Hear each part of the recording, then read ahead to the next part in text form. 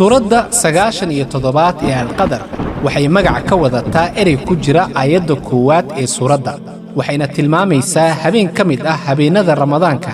ee nabiga sallallahu alayhi wasallam lagu soo dejiyay aayadihii ugu horeeyay ee quraanka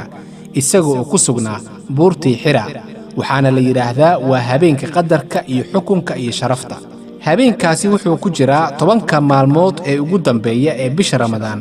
gaar ahaan tirada isdheer 22ka 23ka 25ka 27ka iyo 29ka haddaan si kale u iraahdana 21 23 25 27 iyo 29 waana suurad hore oo Makki ah بسم الله الرحمن الرحيم كبلابد مقع alle ee naxariista guud iyo mid gaarba naxariista إنا أنزلناه في ليلة القدر xaqiiqdii waxaan soo dejinay isaga quraanka ah habeenka qadarka dhaxdiisa وما أدراك ما ليلة القدر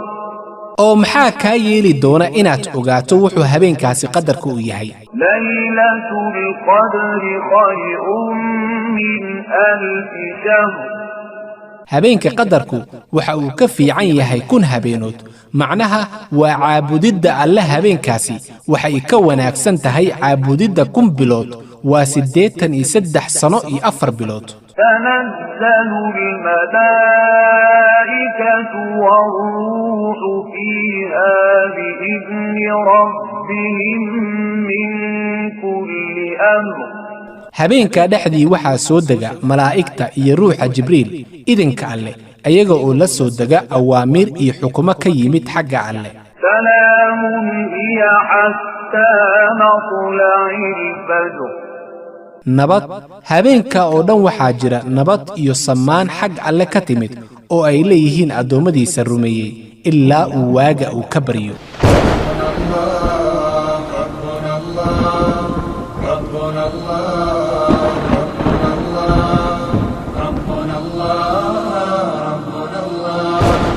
ليس غير الله ربا للعباد